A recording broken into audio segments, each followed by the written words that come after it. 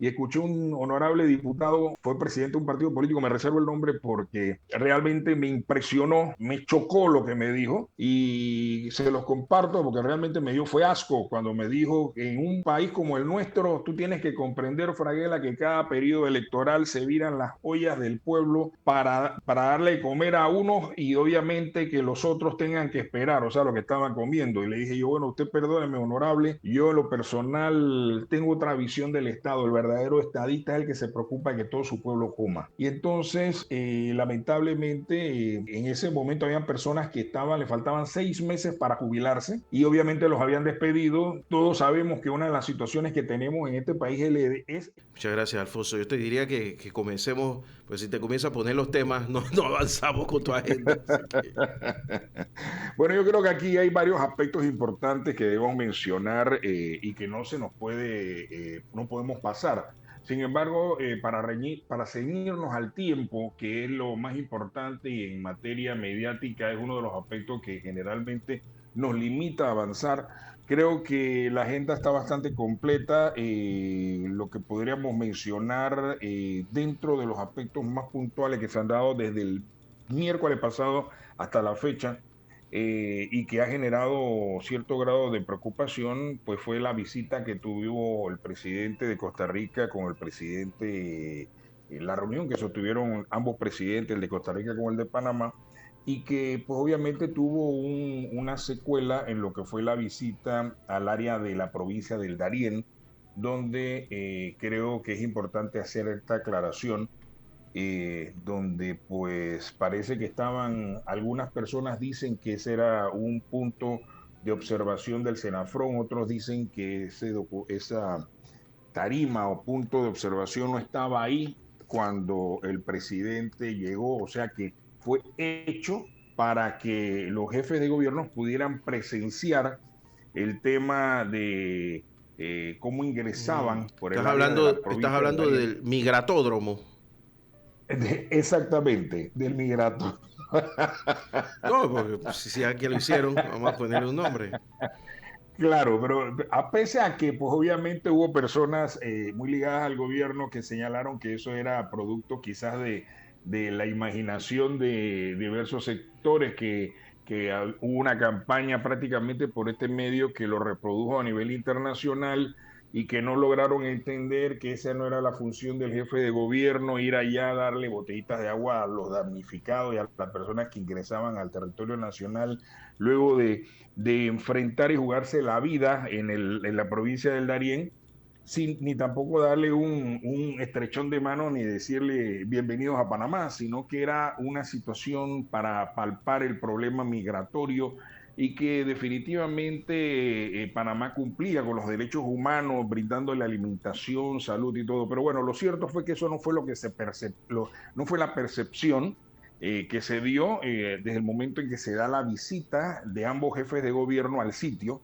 sino que parecía que, pues obviamente, si alcanzamos a ver, se veía que habían unas barras de metal que son las que se utilizan para que las personas pasaran cuando hay desfiles patrios y que la gente pues pase por ese canal que se había construido, que era la trocha por donde la gente pisaba tierra firme y definitivamente, pues desde esa tarima observaban, como decían algunos pro gobierno, el problema sensitivo de la migración, otros Mm, que eran lo que estábamos viendo en las redes sociales, claro. veíamos ¿Cómo no una se nos actitud ocurrió? que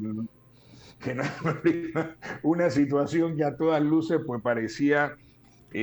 un circo, era como cuando, y me atreví a ponerlo en las redes sociales con mucho respeto, porque fue lo primero que me vino a la mente, me recordaba precisamente ese circo romano cuando soltaban a la gente, a los leones, y entonces para entretener al rey, me explico, entonces ese tipo de situaciones son las que a todas luces opacan quizás en un momento dado la opinión pública, pero bueno, lamentablemente creo que hubiese quedado un poco mejor el jefe de gobierno y esto lo hacemos como una,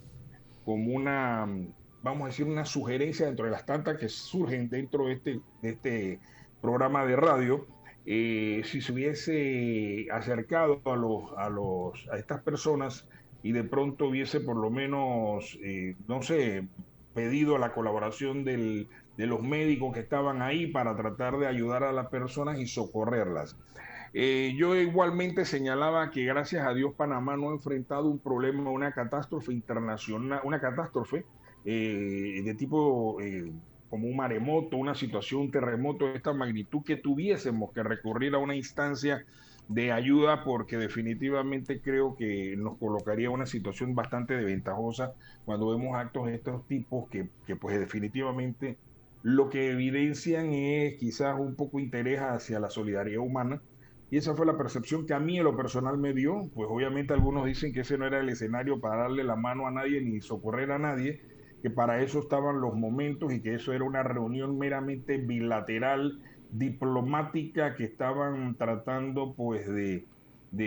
buscar una solución y de enfrentar. Sin embargo, el presidente de Costa Rica sí, pues obviamente saludaba probablemente a las personas que venían ingresando al territorio nacional, no sabía quiénes eran las dos personas que estaban ahí, pero ellos siguieron, vieron que lo estaban saludando y ellos probablemente habrán saludado algunos que podían saludar, otros que estaban pues débiles producto de todo ese periplo que tuvieron que recorrer. Definitivamente quizás ni siquiera alcanzaron a ver que habían dos jefes de gobierno, el de Panamá y el de Costa Rica en el sitio, pero lo cierto es que yo creo que, y concluyendo este tema, y que ha sido pues lo que inclusive los medios de comunicación han hecho referencia en el día de hoy, que con esto pues se abre el paso de un plan o flujo migratorio controlado de movilización de 1.593 personas, es lo que señala o reportan los medios impresos para del área de Darién, de Panamá, hasta Costa Rica. Sin embargo, esta situación, te reitero, no me parece que no es un tema que vaya a terminar. Y segundo, también podríamos destacar que aquellas personas que se encargan de asesorar al jefe de gobierno creo que le deberían dar algún tipo de sugerencia para que, pues obviamente, refleje un grado de humanidad en ese sentido, en el trato al resto de las personas, precisamente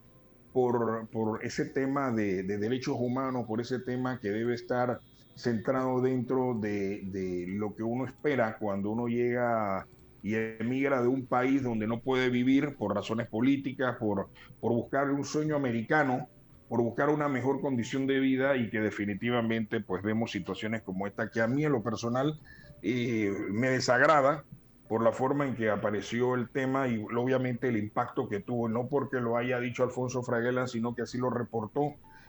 una cadena internacional como NT24, en la cual pues obviamente hacía referencia al escándalo mediático y a través de las redes sociales que generó esa visita de ambos jefes de gobierno al sitio, fue en una tarima y no que hubiesen generado ese tipo de contacto de manera directa con las personas que llegaban al sitio. Es lo que podría decirte sobre ese tema, Guillermo. El otro aspecto no menos importante y creo que debemos mencionar, pero eso lo vamos a desarrollar en el segundo bloque, es el tema de la expulsión o la solicitud de expulsión del expresidente y candidato a la presidencia por el Partido Popular, Martín Torrijos Espino, y que obviamente lo vamos a desarrollar un poquito más adelante. Hay un tema sobre la aprobación del presupuesto general del Estado, el cual asciende a 780.20 millones de dólares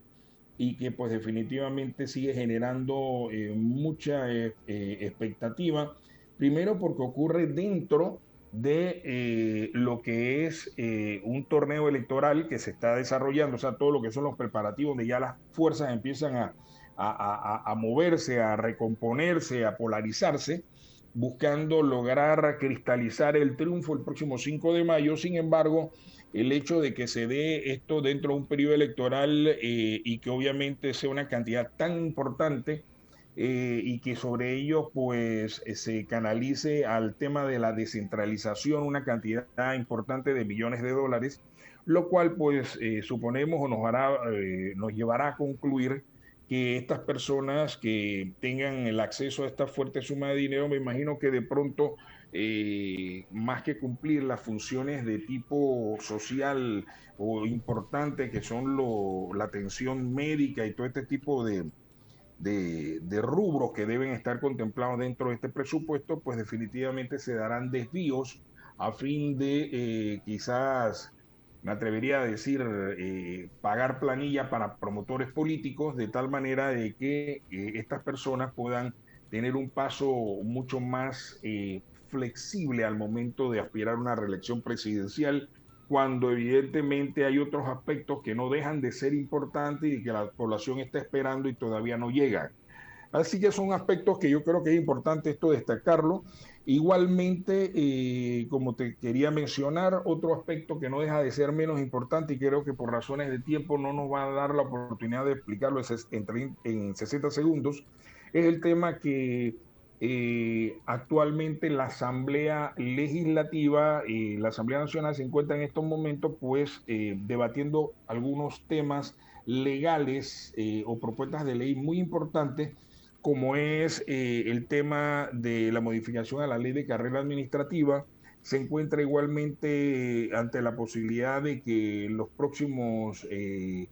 las próximas horas se vuelva a presentar a la Asamblea nuevamente el tema del contrato minero, que vamos igualmente a desarrollarlo un poquito más adelante,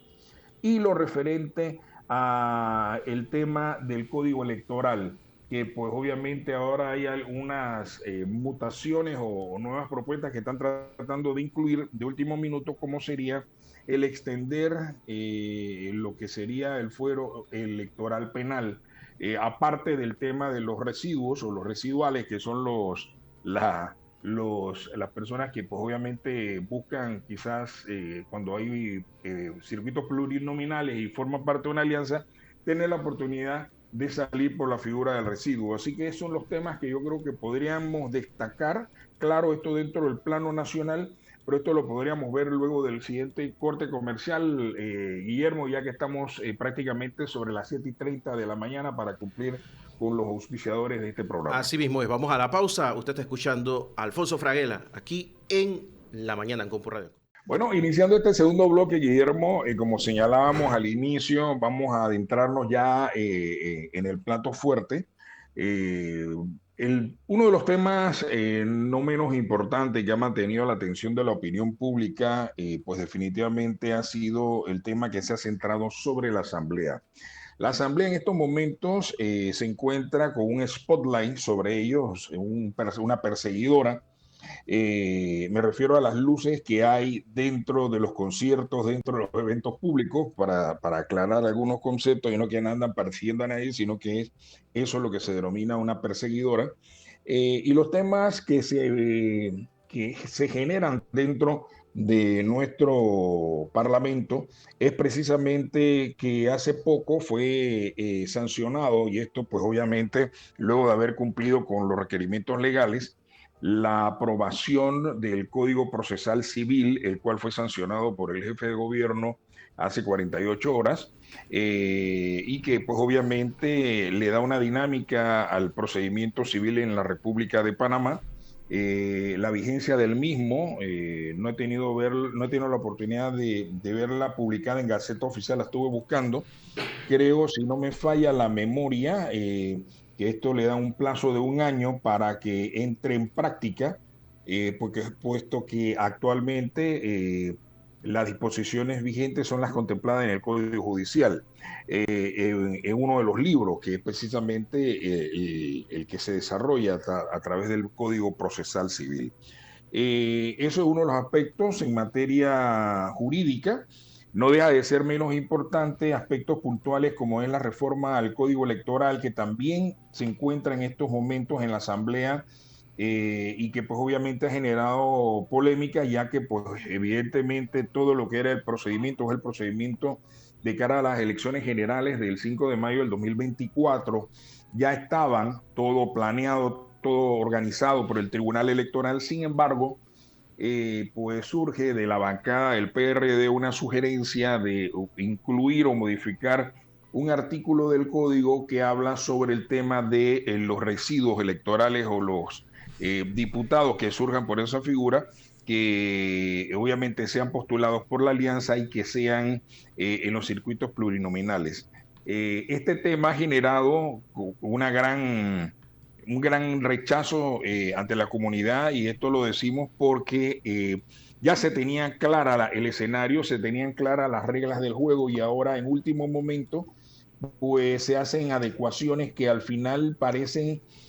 más que buscar legislar a favor del pueblo, lo que buscan es prácticamente perpetuarse y ganarse un cargo a la forma que sea dentro de las elecciones generales del 5 de mayo del 2024. Situación que pues sigue generando rechazo. A esto se agrega un elemento adicional, que se está, digamos, utilizando el lenguaje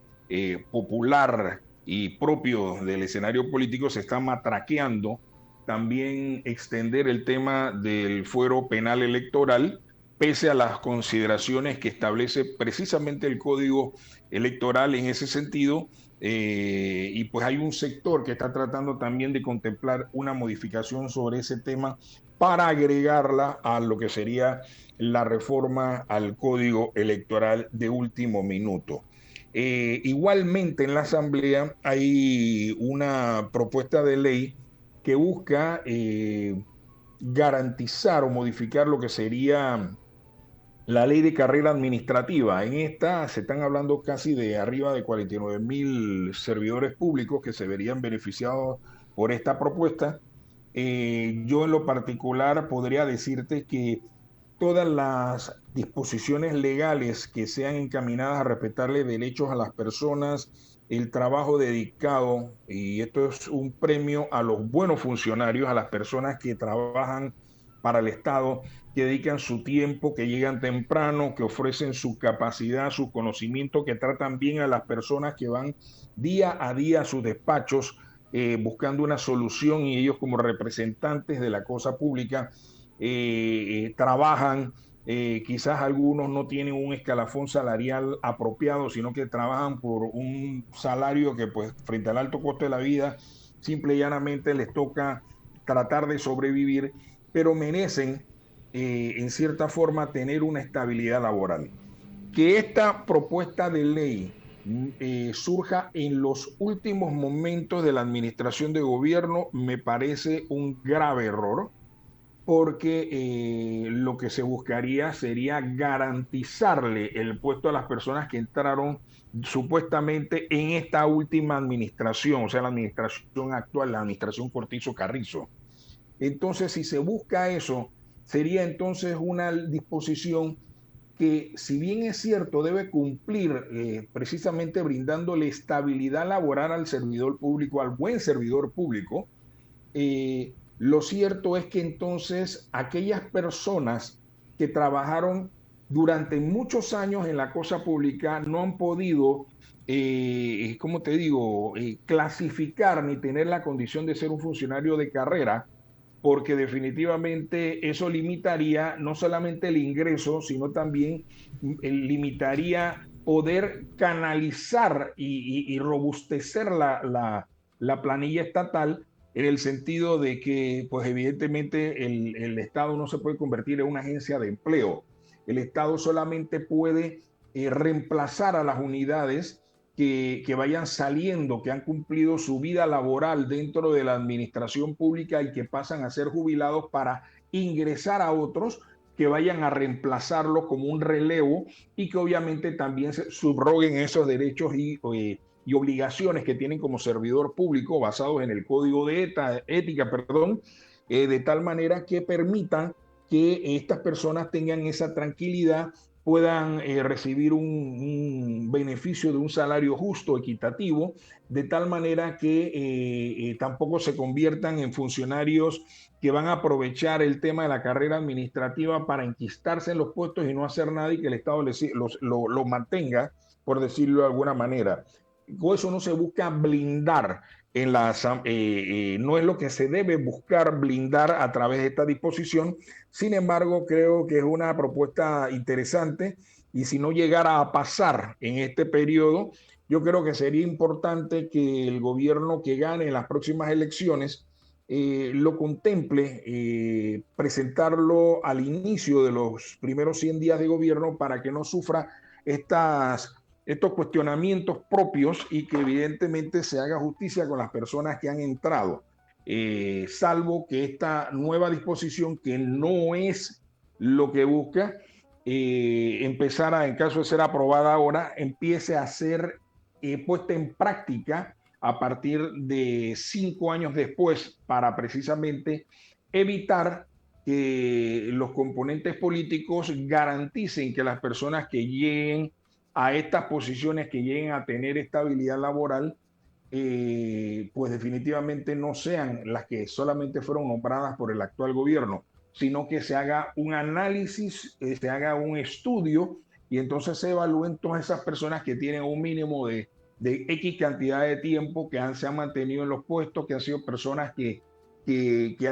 previas evaluaciones han desempeñado el cargo con dignidad, con respeto, cumpliendo las normas legales vigentes. Yo creo que en esa vía esta propuesta de ley es una ley interesante, una ley que ayuda a crecer al país y que definitivamente permitiría elevar el nivel del servidor público en nuestro país, del funcionario público, que a todas luces, cuando se viene acabando una administración de gobierno, Guillermo, entonces empiezan a tratar de buscar padrinos, personas a quien conoces, inclusive a tratar de ver de qué manera podrían apoyar en la política fuera de las horas laborables para poder tener la garantía de llevar el pan a su casa y no que los vayan a destituir por no ser afín a la administración actual o porque simple y llanamente, ¿qué te digo? No conocen a nadie y entonces esos puestos pasan a una situación de incertidumbre y de libre nombramiento y remoción. Y bajo ese criterio, entonces vemos a estas personas que pierden sus empleos peleando en la Corte Suprema de Justicia, buscando un reintegro, el pago de salarios caídos, y donde en algunas ocasiones, es importante destacar, el Estado ha tenido que reincorporar a estas personas y pagarle los salarios caídos por errores administrativos o quizás dolosos o quizás por desconocimiento, por culpa, y entonces frente a casos como esto, el único que paga es el Estado. Yo creo que en esos casos una de las penalidades que se debería tomar en consideración para estos casos es que el que despide también sea solidariamente responsable por estas actuaciones y que responda con su pecunio, de tal manera de que cuando ocurran, pues definitivamente el Estado pueda repetir en contra de ellos, porque el Estado no es el que lo despidió el funcionario que ejerce la función dentro del gobierno y que obviamente trabaja para el Estado panameño y que al final lo que hace es pues destituirlo porque tendrá algunas consideraciones, no le cayó bien o simple y llanamente necesita la posición para nombrar a un militante de su colectivo, en fin, lo que sea. Yo creo que en esa vía tenemos que ir avanzando y mejorando para precisamente tratar de superar este tipo de tradición primitiva, criolla, donde recuerdo que una vez fui a defender los derechos de unos despedidos en la asamblea y escuché un honorable diputado, fue presidente de un partido político, me reservo el nombre porque eh, realmente me impresionó, me chocó lo que me dijo y se los comparto porque realmente me dio fue asco cuando me dijo que en un país como el nuestro tú tienes que comprender, Fraguela, que cada periodo electoral se viran las ollas del pueblo para darle de comer a unos y obviamente que los otros tengan que esperar, o sea, lo que estaban comiendo. Y le dije yo, bueno, usted perdóneme, honorable, yo en lo personal tengo otra visión del Estado, el verdadero estadista es el que se preocupa de que todo su pueblo coma. Y entonces, lamentablemente, en ese momento habían personas que le faltaban 6 meses para jubilarse y obviamente los habían despedido. Todos sabemos que una de las situaciones que tenemos en este país es el edadismo, es decir, el problema de no poder contratar a adultos o personas de cierta edad porque no son interesantes para los empresarios. Sin embargo, yo creo que hay personas que cuando tú contratas a un adulto mayor o una persona de cierta edad, que ya no está dentro de los estándares de los 30, de los 20 años, sino que está arriba de los 40, 45, 50 años, tú estás contratando a una persona que tiene experiencia, una persona con conocimiento, una persona que no está sometida que te está brindando una tranquilidad y una confianza. Y yo creo que en muchas ocasiones, y eso ha tenido un efecto positivo en otros países, donde el contratar a personas de cierta edad definitivamente representa un valor agregado por todas las experiencias y el conocimiento que probablemente no tengan las personas que estás contratando con salarios bajos, jóvenes, y que pues definitivamente quizás las prioridades del joven no son las prioridades de la persona que tiene ya cimentado sus valores, su experiencia profesional.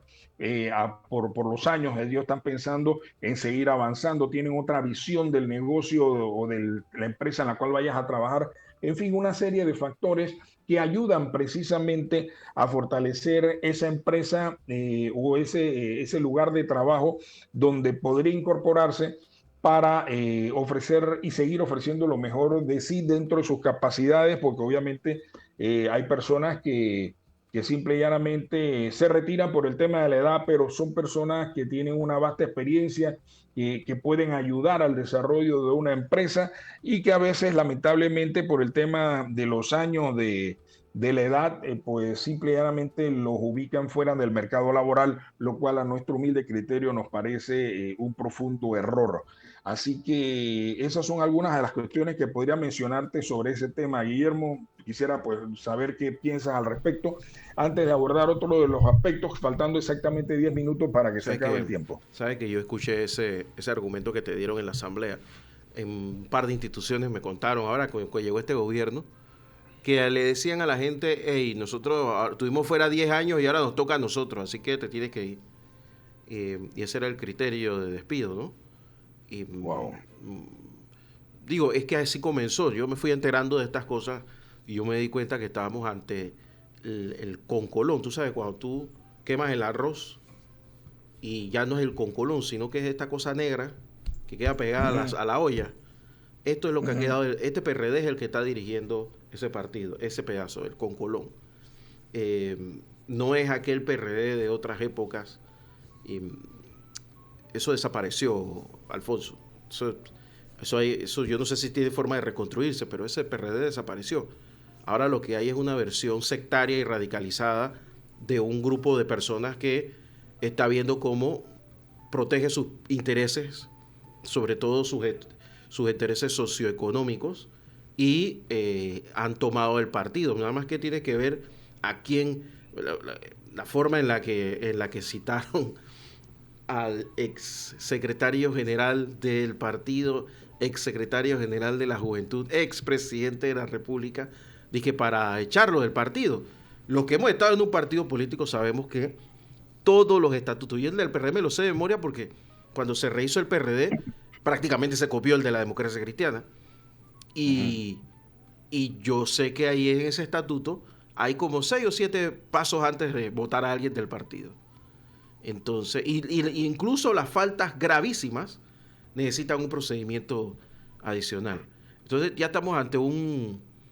ya no es un partido político, sino una agrupación sectaria que lamentablemente desgobierna este país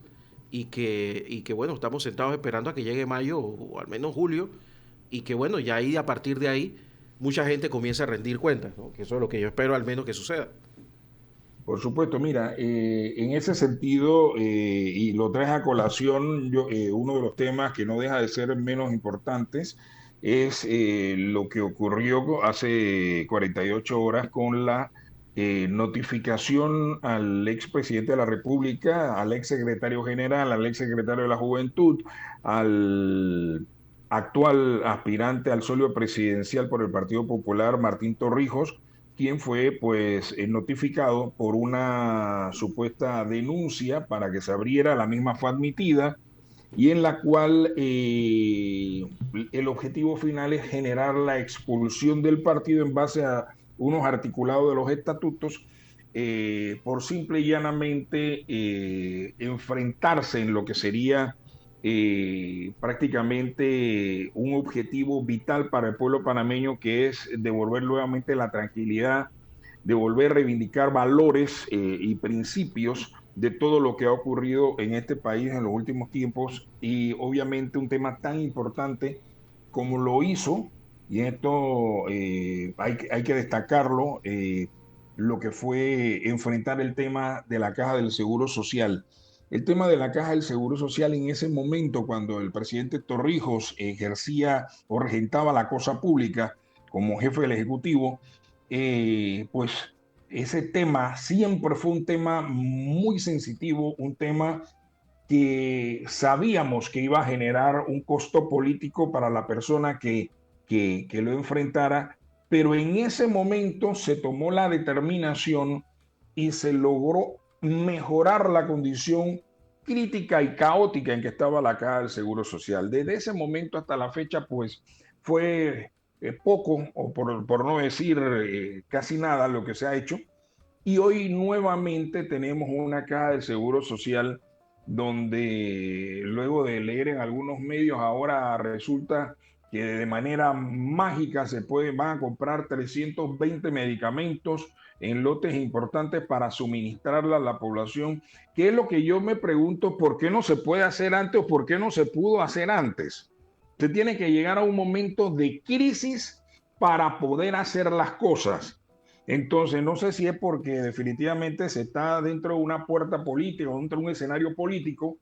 y era la forma de quizás generar un canal de empatía del vicepresidente candidato con la población, porque el que ponen al frente no es Anito Cortizo, sino al vicepresidente de la República, quien es el candidato del actual gobierno para reelegir la administración.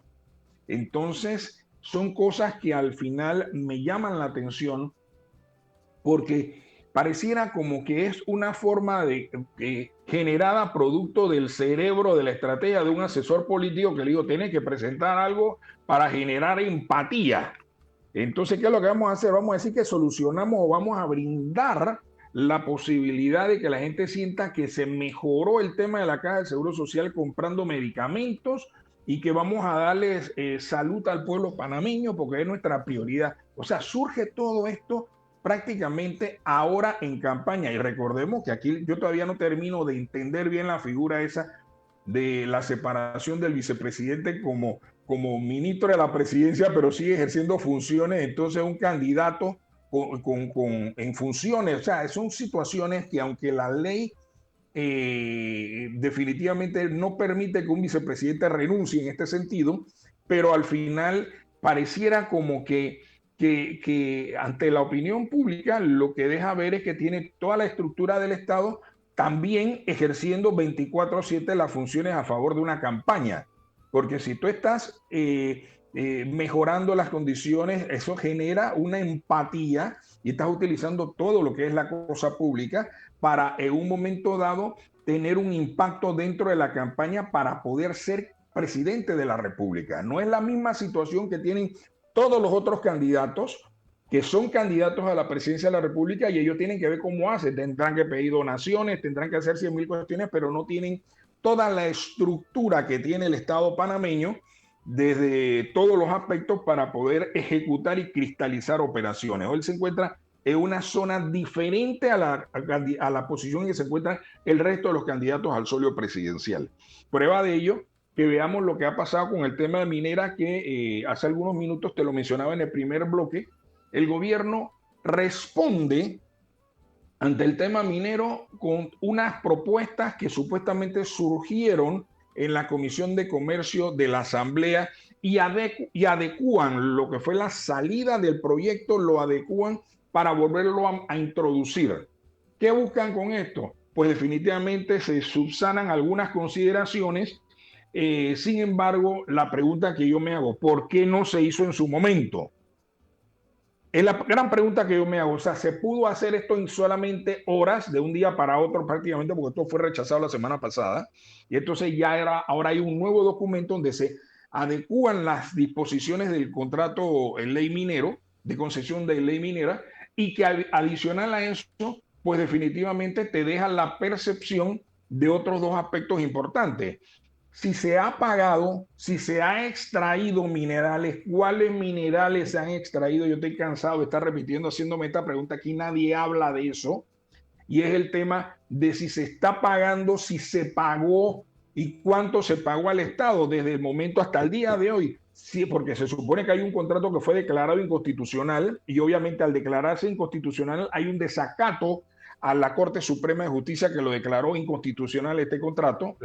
esa decisión. Entonces, ¿cómo se está pagando al Estado panameño y cuál ha sido el monto? Eso nadie lo sabe. No se sabe qué se ha extraído, no se sabe cuánto se ha pagado y aquí nadie dice absolutamente nada. Entonces, regresa nuevamente el documento a la Asamblea, que es lo que se busca ahora, para decir que se adecuó, hacer ver que es un nuevo documento para que entonces el pueblo panameño y la Asamblea lo apruebe. Claro, todo esto inmerso en un tema donde probablemente se acercan las fiestas de noviembre y probablemente por ahí vaya a venir el asunto y lo aprueben de esa manera. Entonces, la pregunta que me hago, esta adecuación, ¿qué es lo que busca? Saltarse la consulta popular, el referéndum consultivo sobre el tema minero. Yo creo que eso es lo que busca. Así que al final yo siento que no sé cuál vaya a ser la opinión de la población. Yo en lo personal, como dije desde el día 1, creo que este tema debe hacerse una evaluación, debe ser consultado ante la opinión pública y que obviamente se replantee de una mejor manera a fin de no solamente adecuar cosmetológicamente un contrato ley, sino que realmente el pueblo panameño empiece a valorar lo que tiene como bienes. Aquí no podemos pasar y probablemente tú le hablas ahora a la gente del cuento de la cucarachita mandinga, te gastan el real, ¿en qué te lo gastas? Me explico. Entonces yo creo que estas son las situaciones que nosotros tenemos que valorar y tenemos que comprender para brindarle a la población la oportunidad de vincularse y de involucrarse sobre precisamente estos recursos que son valores y activos de nuestro país y que nosotros tenemos que aprender a administrarlo a fin de brindarle mayor soluciones al pueblo panameño, a todos, no solamente a un sector, a todo el pueblo panameño, porque todos los que recibimos aquí pagamos impuestos, tenemos derechos y yo creo que hacia allá tiene que ir lo que sería la administración pública y evidentemente la administración de un gobierno que pues ya está en las finales de su mandato, Guillermo. Con esto termino cumpliendo el horario de las 8 de la mañana. Puntual, como es costumbre. Puntual, como un lord inglés y brindándole el paso de inmediato a nuestros amigos que están precisamente en la tertulia del miércoles. Están aquí desesperados. Así que me despido, Guillermo, gracias por la oportunidad como siempre y nos hablamos el próximo miércoles. Te mando un gran abrazo, Alfonso Fraguela, con la columna de opinión El Sillón de Ancón, aquí en A Diario. Un abrazo, Alfonso, y nos vemos la próxima semana. Vamos a la pausa y regresamos con más aquí en la mañana con Radio Ancón.